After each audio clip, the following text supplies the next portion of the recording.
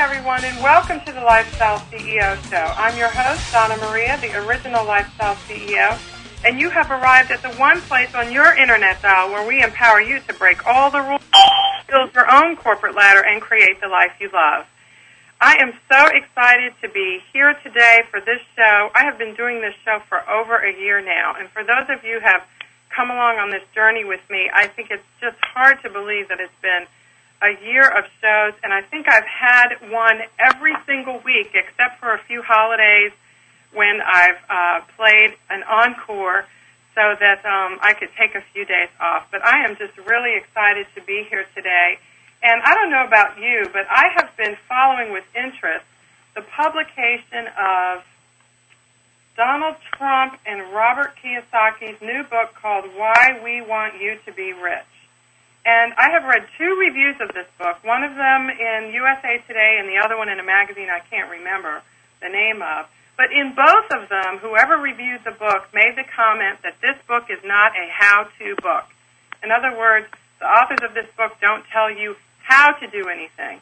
But I think it's really interesting what they do tell you in this book, and it sounds almost like a repeat of some of the things we talk about here on the Lifestyle CEO Show. For example, they talk about how the national debt is increasing, how oil prices are rising, how jobs are being exported, how we as Americans have displayed this sort of entitlement mentality, which they describe as a quote-unquote monster problem. And that got me to thinking about something because I have not had a traditional 9-to-5 job for several years now. But I do remember when I did have one, and certainly talking with many friends and relatives who do have one, that there is almost this sort of idea that if I have a job, then I'm sort of entitled to that job, and there are certain things that I am entitled to, among them sort of maybe even a job for life, or certain kinds of working conditions. Of course, there are federal laws that provide working conditions and minimum standards, and of course those are necessary to prevent abuses in the workplace. But other than that, there does seem to be this kind of attitude or mentality among people that, you know, the job is supposed to be this cushy place where, I have all the flexibility in the world and I can go home and take care of my kids when I have to, and at the same time come back and expect everything to be the same. Well, I got to tell you, those days are, of course, behind us, or at least getting behind us. And apparently, this new book by Donald Trump and Robert Kiyosaki sort of emphasized that. It's nothing that we don't already know, but how many of us are actually doing anything about it? And that is where today's guest comes in. I am so excited to have for you Kim Gordon as our guest today. Kim, are you there? I sure am. Hello. Hi, it's really good to have you here. Thank you, Donna Maria. Kim, you guys, in case you don't know, and you really should know if you don't know, Kim is one of the country's foremost experts on the small business market. She is the president of National Marketing Federation Incorporated, which specializes in serving small and medium-sized businesses across the U.S. Through her Entrepreneur Magazine columns and online columns that appear on AOL and other major websites, she offers solid advice on growing a business, and lots of people pay attention to what this lady has to say. She's the author of many, many books. Her most recent one is called Maximum Marketing, Minimum Dollars, the Top 50 Ways to Grow Your Small Business, and who among us does not need to know how to maximize our marketing dollars. Kim has shared her expertise in several broadcast and cable media outlets, including CNN, ABC World News. She's been featured in newspapers from the Los Angeles Times to the Washington Post, and also in numerous major magazines like Newsweek and Business Week. She's also served as a spokesperson for major large brands, including Sprint and the Home Depot, offering interesting and innovative strategies to help those companies help their customers be more successful at marketing their businesses. Kim Gordon, welcome to the show. Hi, thank you, Donna Maria. That was a short overview of all of the accomplishments, and it's so exciting to have you here and sort of bring all that together for the short time that we have together. Now, Kim, I have to say I'm so excited about your new book. But I have to say on a personal note that I am sitting here with a copy of what I think is your first book, Growing Your Home-Based Business. Oh, wow, back in the early 90s. That is an archive piece. No, but see, the beauty of this is that I started my first business in 1993. So all of you guys listening out there, I mean, if I'm telling you that Kim's 1992 book was helpful, then this 2003 one, it just goes even further to be of assistance. But I got to tell you, Kim, I dropped this book in water once. Oh, no. Did it float? I hung it on a clothesline to dry, and so the papers, like, they crumple when I turn them. Oh, dear. And I think you have one of the only last copies. I know it's in libraries still, because there was Bringing Home the Business, which was after that, and there was an e-book, Big Marketing Ideas for Small Budgets, and then in 2005,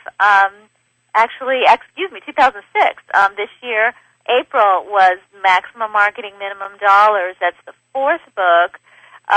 So I think Maximum Marketing Minimum Dollars, you can get wet and you can still replace it because it's obviously for sale. Well, I did have to search for this book when I did get it. It wherever I was looking at the time, it wasn't easy to find. But I'm so glad I did because the information that you offer in that book, and I have several of your subsequent ones, and spend quite a bit of time at your website. I read your column on Entrepreneur. And, you know, you have just been such an inspiration. And not only that, because lots of people are inspiring, but you also give people specific tips and strategies that they can use. In other words, it's not like just a cheerleading session. No, I tend to be a real how-to writer. Exactly. Here are the 6 steps to doing something or the 5 steps to doing something else because people I don't think they necessarily always need a cheerleader. I mean, we have to wake up in the morning prepared to sell and be motivated and excited about our businesses, yet the main thing we need to know is how to do something. How do I literally win more clients or customers for my business? How do I increase sales? How do I get leads? What do I do to move my business forward? And that's what I address. Well, and your books do a really great job at that. Let's go back a little bit, Kim, because all the Lifestyle CEO listeners out there have at one time sort of transitioned from a traditional 9-to-5 job to something of their own. Can you tell us a little bit about your journey in that area? Certainly. I've been doing this for 28 years. I really started out in TV news very briefly, and I hated it and went right into marketing, where I've stayed for 28 years. I was on the agency side of things, became pretty successful as what I would call a rainmaker, the kind of person who brings business in, grows the agency, and was quite successful at growing one company from 18 to about 120 people, and then moved over to a $300 million agency where I spearheaded new business for that company. And then I went client side for a short while. In the marketing world, when you're in the agency side of things, client side is this whole different thing. It's where you work for a company and you handle only their marketing. And it was for a multi-billion-dollar real estate group, and I was on the executive committee. And this was when I was in my early to mid-30s, and it was very unusual at that time for a young woman to be on the executive committee and vice president of a multi-billion-dollar company. So when I did leave, it made some headlines, and those were not the headlines I expected, Donna Maria, which were, that I was leaving to form my own consulting practice and I would be working with such and such types of clients. Instead, publications like Nation's Business Magazine and others focused on, I was basing my business in my home, and they thought this was the most revolutionary and strange thing, that here was somebody who was leaving the executive committee of a multi-billion-dollar company, and she was going to work from home. Was it really a job? Was she really even going to be working? And this was back in 1988. Wow. And so a little light bulb went off over my head because I got hundreds of letters from people saying, how do I do that?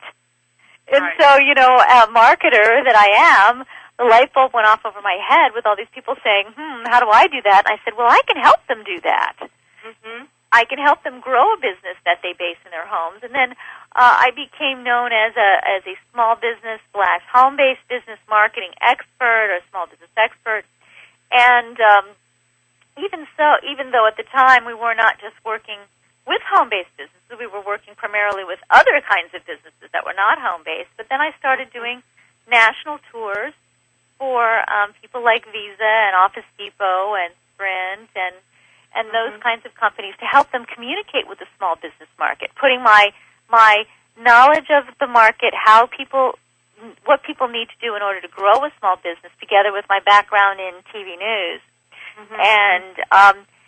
And in fact, the business really took off, and I transitioned in the 2000s away from home-based to being known as a small business expert, because now it's very common for people to be home-based. And as I drilled and drilled and drilled into, I hope everyone who read my books and my columns, is that there's no difference between running a home-based business and running any other small business except your location.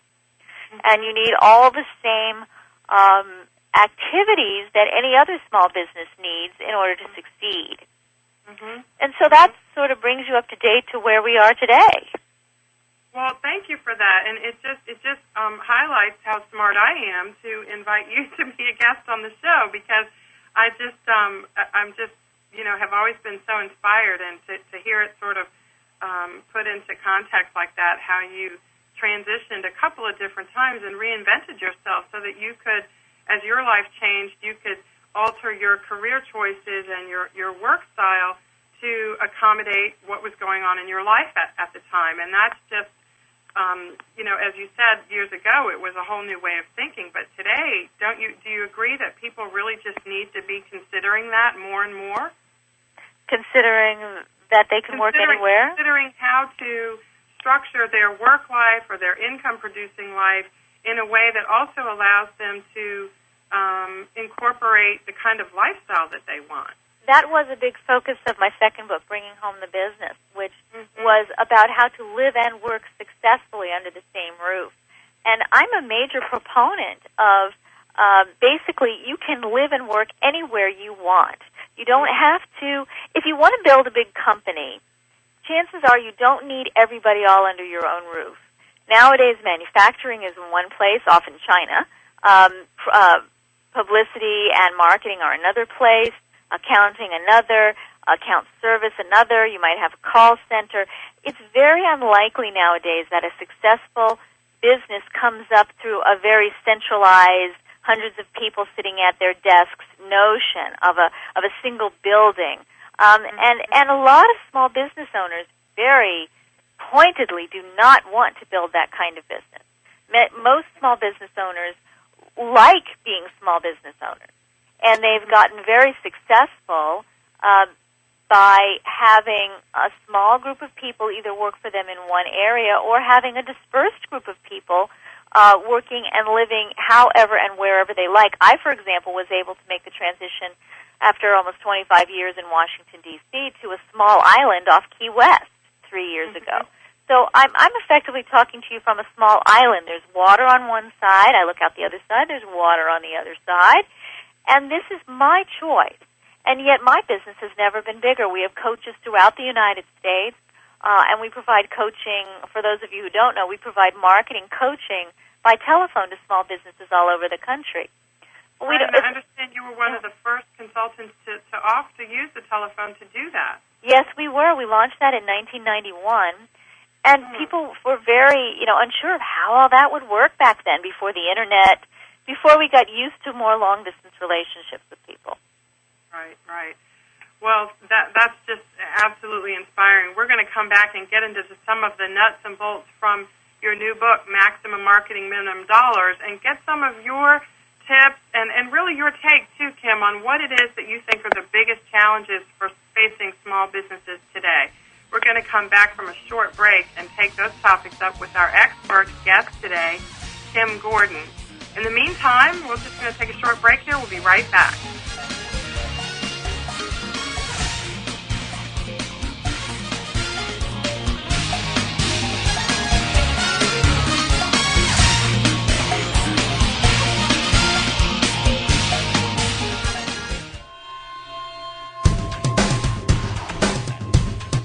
why is everyone listening to globaltalkradio.com? Because it's the future of talk radio. Every day, more and more people are finding Internet radio as not just an alternative media, but as a replacement to traditional AM and FM broadcast stations. Internet radio offers a wider variety of programs, convenient on-demand listening that meets your schedule, and fewer commercial interruptions. And globaltalkradio.com is already leading the way by matching this content with a highly targeted Internet audience. globaltalkradio.com offers its listeners one of the widest programming varieties on the Internet, from business and finance to self-improvement, paranormal, health, literature, romance, politics, and more. There are also opportunities for prospective hosts who would like to host their own weekly or one-time talk shows. Want to learn more? Check us out at www.globaltalkradio.com and see the future of talk radio today.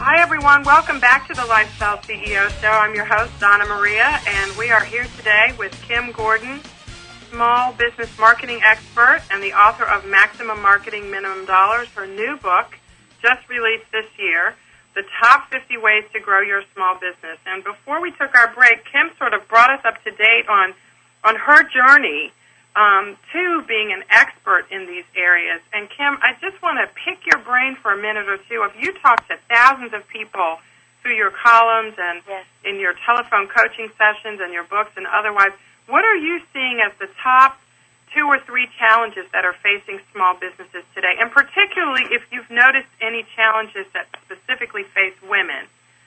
Well, I think there are 2 very big challenges, Donna Maria. They're time and money.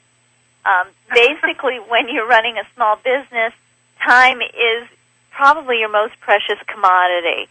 You're always either out of it or in need of it.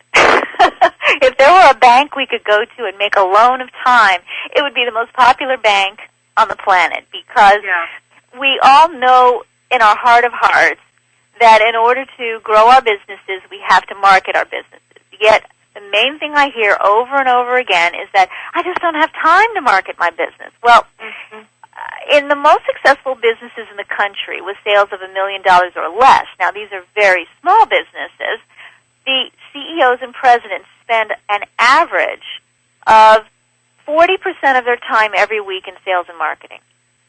If you're not spending at least 40% of your time year in, year out, day in, day out on marketing, you're missing out on opportunities. Now, if you've got a very new business, you might be spending 60% or more in sales and marketing, because it's absolutely essential to wake up every day and ask for the business. Now, a lot of times people say, well, I don't have enough money to afford a marketing program. That's the second challenge. Well, what I can tell you is I promise you that there is a tactic to suit every budget or non-budget out there. And they are in my book, and they are real. For example, you don't have to spend millions of dollars on a national TV campaign. Maybe you'd like to, but let's say that's not possible for you. You can use media relations instead. You can partner. You can use buzz marketing. You can use sales letters. There are lots of free or close to free tactics that you can use. The idea is to set up a marketing program that you can manage year-round that has a combination of sales and marketing tactics. Now, here's the key, Donna Maria, that reach out to your prospects wherever they are in the sales cycle. You don't want to be a Susie OneNote. I was going to say a Johnny OneNote, but you said particularly for women. Well, particularly for women, for example, some women love networking, and that's a sales tactic, but it's a soft sales tactic. And they'll network like crazy. They'll go to 4 or 5 meetings a week and spend lots and lots of time networking, and they will get some business from it. It is a good technique, a good tactic, if you're networking in the right places with the right people and you're doing it properly. Yet they will completely neglect marketing. You know, sales is a very time-intensive endeavor. Time is money. Marketing exists only to support sales.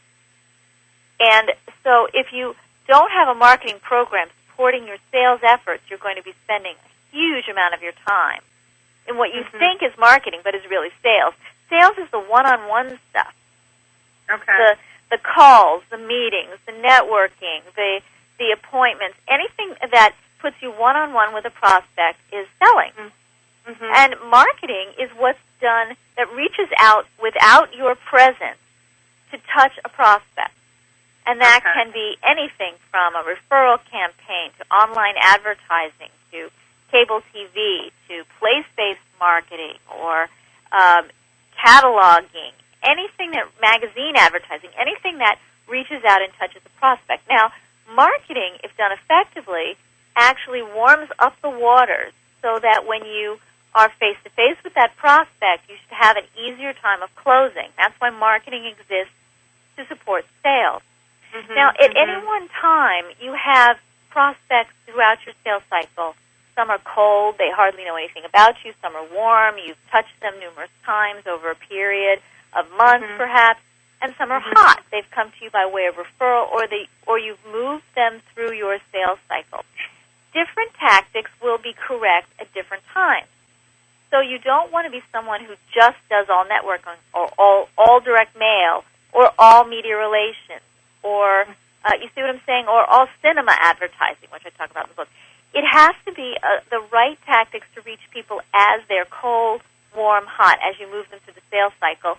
And you need a program that reaches out at least every month, preferably every other week. But if you aren't touching your prospects at least once a month, 12 times a year, through a combination of sales and marketing, then your competitors surely are, and you won't win business, you won't build your business. Is one of the ways that a business with a very small budget, or as you mentioned earlier, no budget, can do this is by something like a blog or an email newsletter? It depends on the kind of business and what you have to say. So, for example, I do believe that just about every business of every kind needs a great website. But let's say you own a dry cleaner. You don't need the same kind of a website as somebody who's trying to sell window coverings on the Internet. You know, if you have a small retail location that's outlet that's driven by location, like a dry cleaners or a convenience store or something like, or a small gift shop, a local gift shop, you don't need the same kind of website. Instead, you need the kind of website that you might get with a local search campaign, where they give you a page and a map and directions and a brief description and a phone number, you see. And if your business is more driven by the Internet, let's say someone sells consumer products and their business is generally, 70% website driven. And something like that, would that be sort of more of a specific valuable recommendation about an email newsletter if that many of the sales are coming through the Internet? Well, what you want to do is you want to have a customer relations program, a customer rewards program even, so that anyone who's bought through your site is induced to return. If you've ever bought anything from Target or Pottery Barn online, you have seen these programs in action. They ask if you'd like to sign up for what you might call an e-newsletter, but for them it's more of discounts, promotions, catalogs online. They ask if you want to receive information online from them. And if you say yes, then you're automatically a part of the customer reward program and you purchase. So you're going to get an email about every other week that's going to show new products, sales, giving people the inside scoop. Now, particularly other women, if you're marketing to other women who are particularly short on time, and they are very interested in signing up for programs that give them advanced information on discounts, sales, where they can buy something that they are already, the kind of thing they're already buying, but they can do better at buying it. So, yes, you want to sign people up on your website. You want to be able to get permission to send them information, because the one thing you don't want to ever do is send anyone an email who has not agreed to receive email from you. For example, I have a webinar series that I have launched that is, the next one is November 7th, and that is based on the book. It's a series of 6 webinars that people can listen to and they can see on the Internet and listen to on their phones, and they basically can get a workshop or a seminar from me without having to travel and without me having to travel. And what we're doing is we're sending out emails, for example.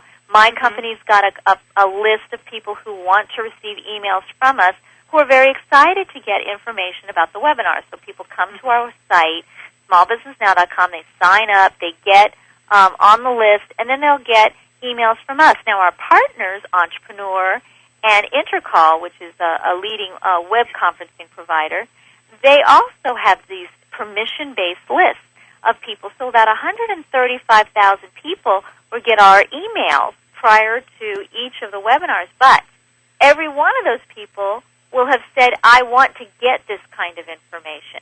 And right, so it's not spam. Not only is it not spam, and that isn't even my concern. We don't want to spam anybody, but the reason I'm telling you this is because there is so much spam on the Internet. People only open things from recognized senders and with content that they feel is going to be beneficial to them.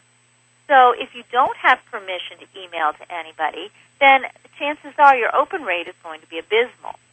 Mm-hmm. So you use your website, get people to sign up for good reason because they visited the site, they want more information of the same, or they've purchased something from you and they'd like more information, they'd like more product information or service information. And then you can communicate with them as often as up to about every other week.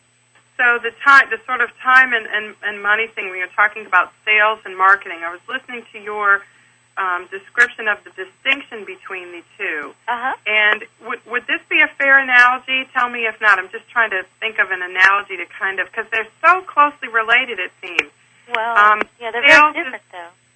Well, yeah, and that's kind of why this analogy kind of comes to my mind, and you can tell me it's an awful analogy, but and that would be fine. But I'm thinking about like an automobile, and the sales is kind of like the gas that goes into it, and the marketing is like the oil. They're very, very different, but at the same time, they're both necessary. But the gas is kind of the one-on-one. You stick it in there, you have a certain amount of miles that you can travel, but you need the oil, as you mentioned earlier, to kind of keep everything warm and keep everything lubricated. Okay, that sounds like a good one.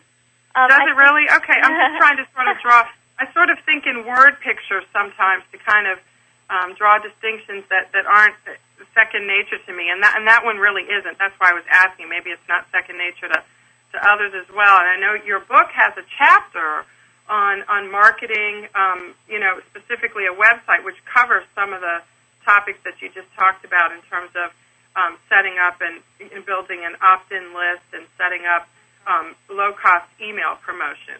Yes, the first 3 chapters deal with online marketing, picking the right domain name, creating the right kind of content, using e-commerce, setting up a database, and things that people really need to know, like paid search and optimizing their site. Even a blog is touched on because it's so very important. Now, of course, there are 12 chapters, and the last chapter is about how to put it all together and how to combine sales with marketing. And I think that is really very important, and how to create your own marketing program using the tactics in the book. Because, again, it's not just helpful to tell people, here's what you could do. Here's how to. I think it's important to tell people, here's what to do with all this information. Here's how to put it to work for you. Right. And it sounds like having that chapter at the end there kind of gives people the ability, really the tools to kind of put something together that can be sort of almost done so regularly that you just kind of, it's like automatic. It's like putting a needle on the record, and you don't really have to think about it.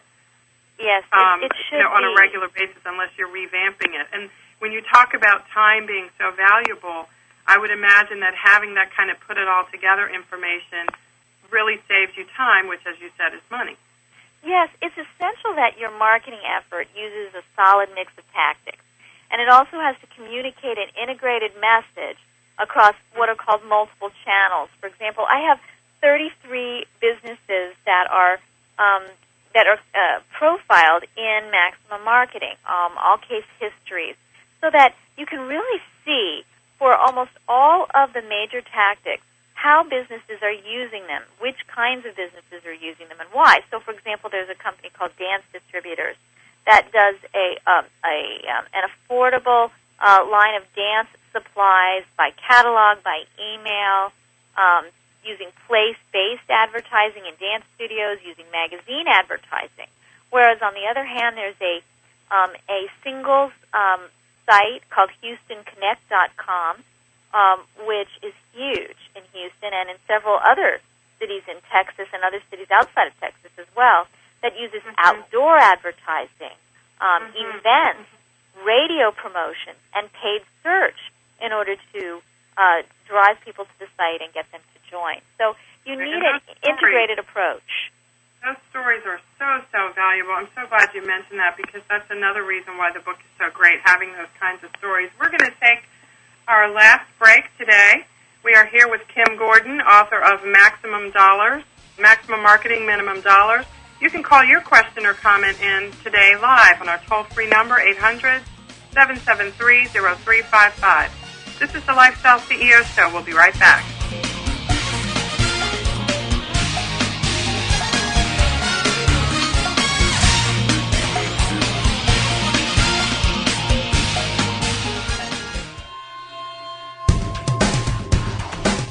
Want to stay on top of what's new in the radio industry? Sign up for a free subscription to the Future of Talk Radio, available exclusively to listeners of globaltalkradio.com, and find out what's new in the world of online radio.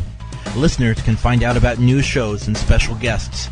People with something special to offer can find out how to become a guest and how to prepare for an interview.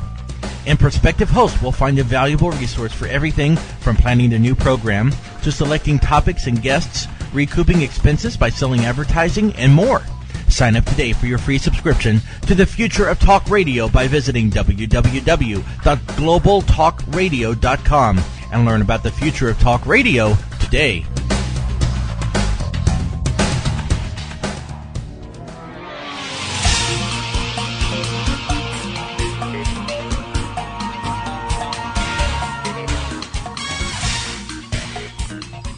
Hi, everyone. Welcome back to the last segment of the Lifestyle CEO Show today. We are here with Kim Gordon, author of Maximum Marketing, Minimum Dollars. This is a great book, guys. If you haven't gotten your hands on it, head on over to Amazon.com and check it out.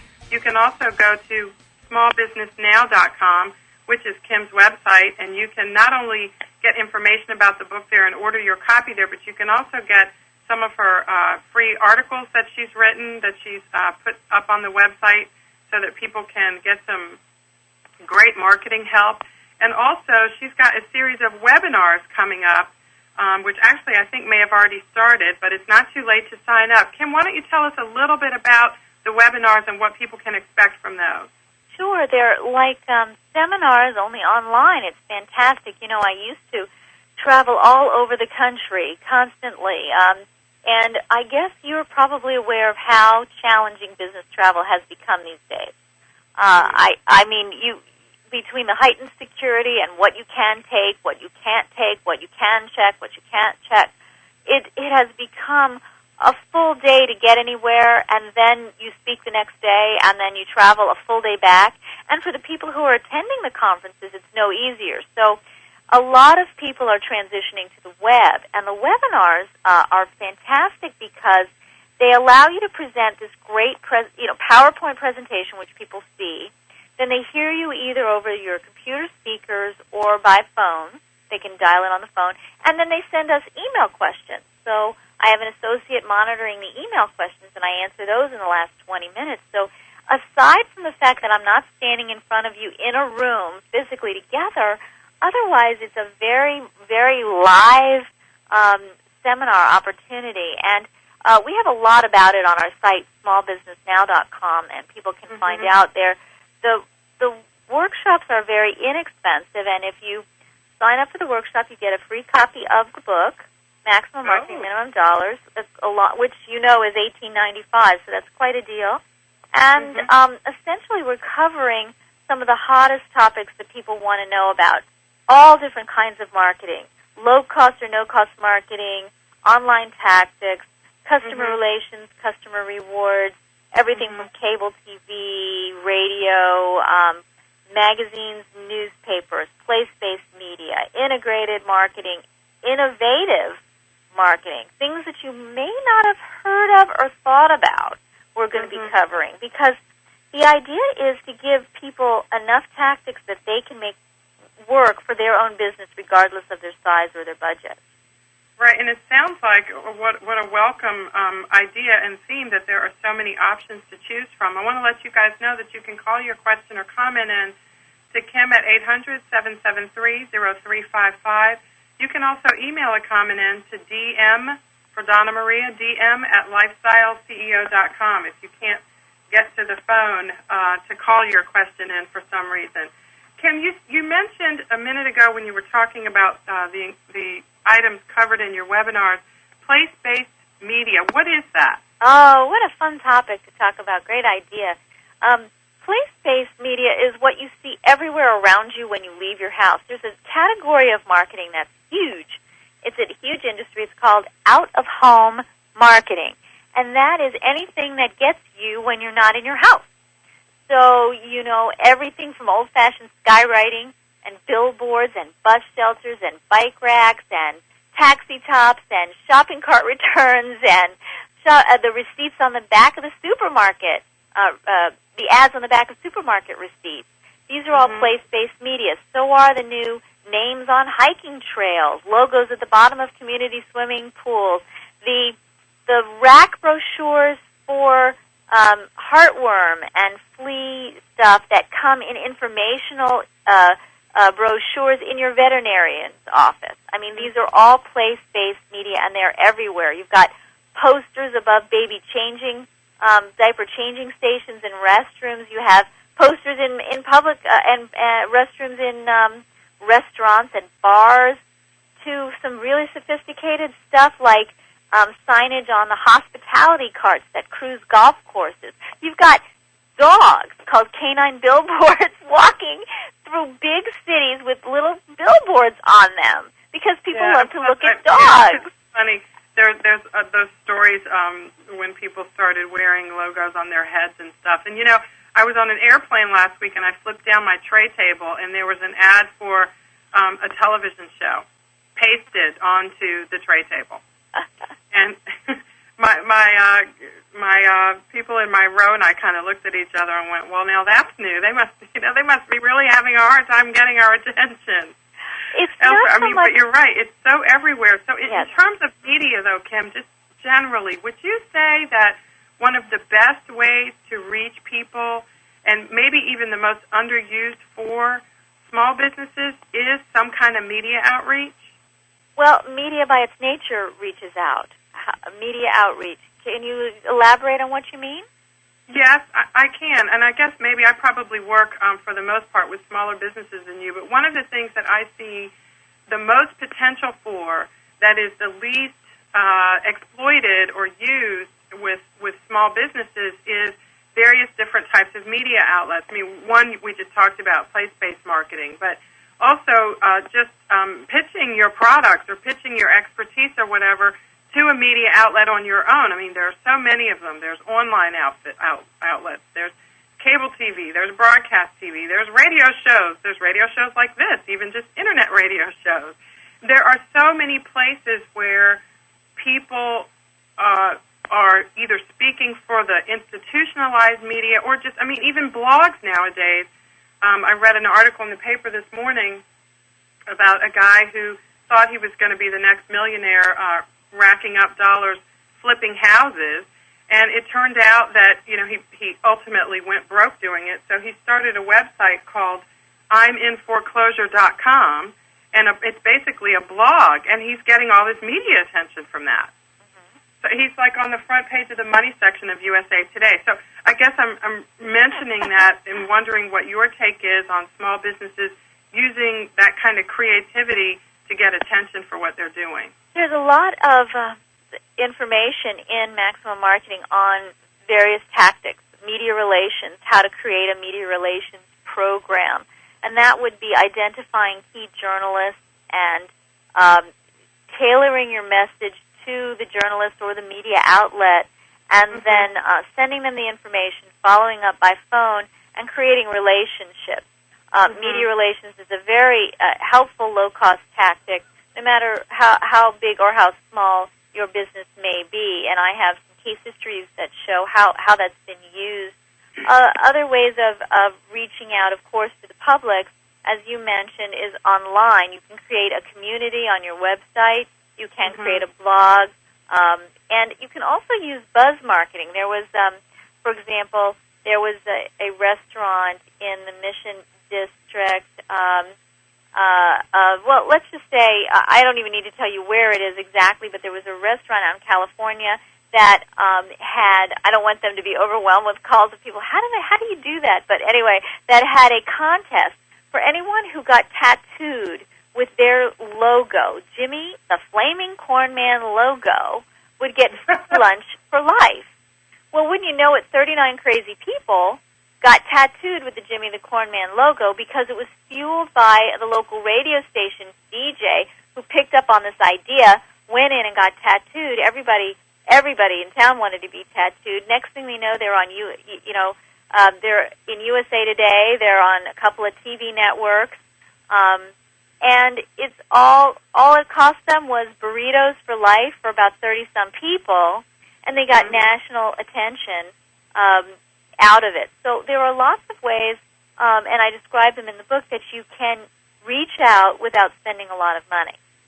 Well, I love that story because it just shows that what you said earlier, it absolutely brings us full circle in terms of how you started this conversation in terms of marketing and sales, and that is that I think you said, I guarantee you that no matter what kind of business you have, there are some low-cost initiatives that you can use to grow it. That's right. It doesn't matter what your budget is. There are tactics that you can use. It sounds like at least half the battle is just being creative. Half the battle is understanding what tactics to use. And you have to also understand how to use them properly. Once you've got that, it's a question of being creative and figuring out how to make them work for your company. For example, some people will say, well, I can't afford direct mail. And I'll say to them, but if you have a certain kind of business, you may be able to use marriage mail, for example. That's, everyone has seen Valpak. That's marriage mail. That's where your coupon is sent in an envelope with coupons from other companies. And there's a company that in the book, Lafayette Tire and Service, that has used that beautifully. You may also have the kind of business where you need to reach, you're in a fairly small town, but there's a Cineplex, and you want to reach the people who go to the movies. You can do slides on the screen through Screen Vision Direct. You can do cinema advertising. Gymkhana in Gymnastics in Pittsburgh, Women's Integrated Health Care in Grapevine, Texas. They're both case histories in the book of companies that are using cinema advertising for about $25 per screen. So if they're spending about $1,000 a month, and yet they're reaching just about everybody in town because everybody goes to the movies.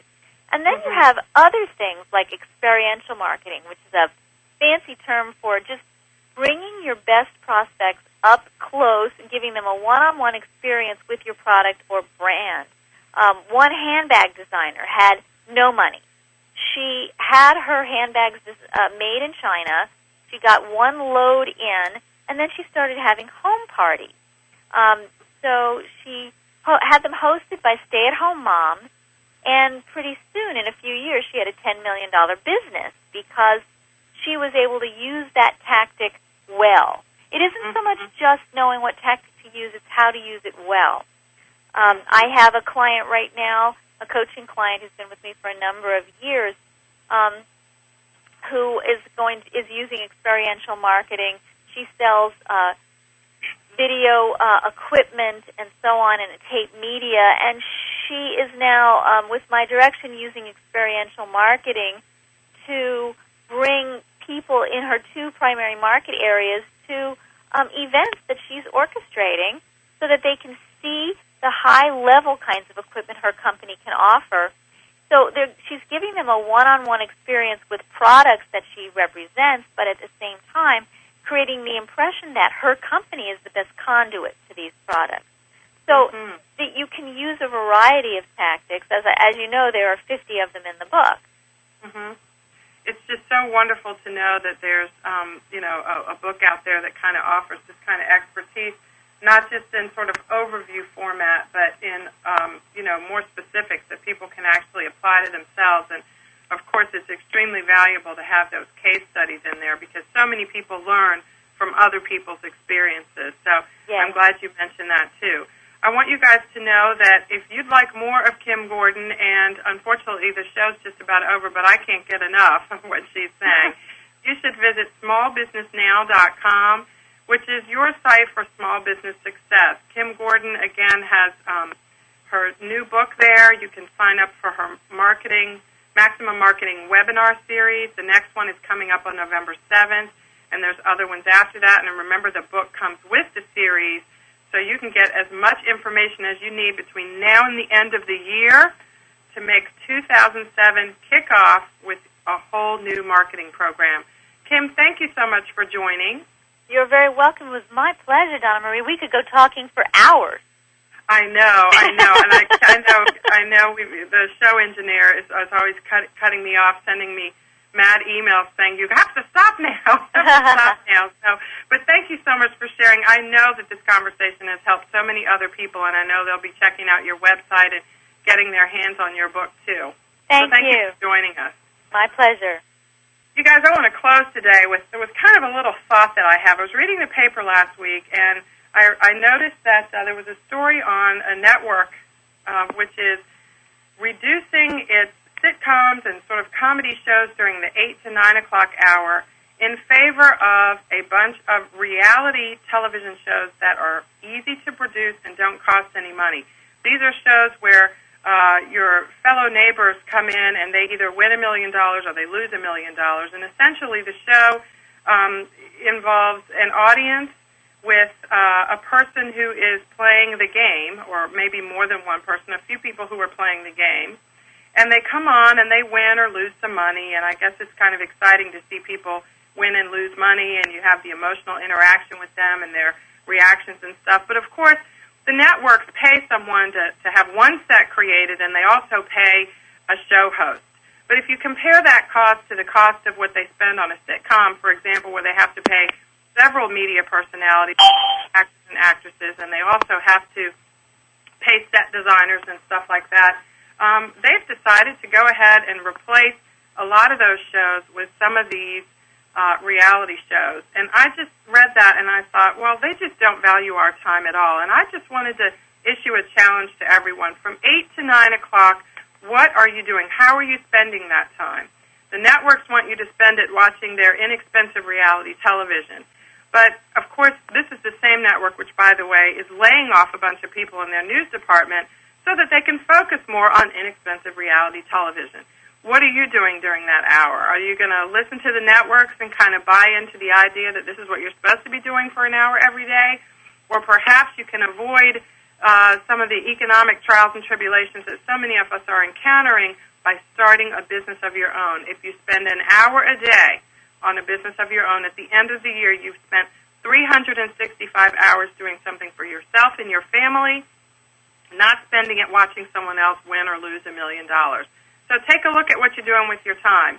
Spend it well. Redeem the time well. I hope you'll join me next week when the Business Buddha will be here to share some of her insights on how we can make our businesses dovetail with what our spiritual beliefs are, and also be successful doing things that actually enlighten our lives and make our lives more valuable as we also generate income. I hope you'll join me for that. It's going to be a lot of fun. In the meantime, break all the rules, build your own corporate ladder, and create the life you love. I'll see you next week, guys.